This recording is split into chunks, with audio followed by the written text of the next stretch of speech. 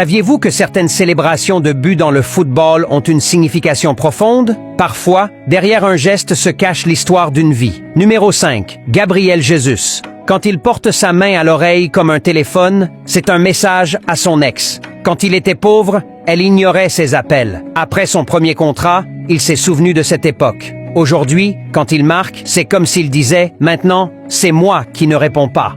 Une petite revanche devant tout le stade. Numéro 4, Jude Bellingham. Les bras grands ouverts, la tête légèrement relevée, une pose de calme et de domination. Ce n'est pas seulement de la joie, c'est une déclaration. Je suis ici, c'est ma place. Ce geste est devenu légendaire lorsqu'il est arrivé au Real Madrid. Numéro 3, Lionel Messi. Les deux mains pointées vers le ciel, un remerciement silencieux à sa grand-mère, celle qui l'a initié au football pour la première fois.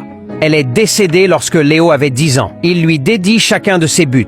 Deuxièmement, Mohamed Salah. Le sujoud, une prière au cours de laquelle il s'agenouille et baisse la tête, en signe de gratitude envers Allah pour chaque succès. Numéro 1, Vinicius Junior. Les yeux plissés et le geste du pistolet. S'agit-il d'une provocation à l'égard de ses détracteurs ou d'une référence à ses racines dans les rues où il a grandi? Lui seul connaît la vérité. Nous ne pouvons que deviner.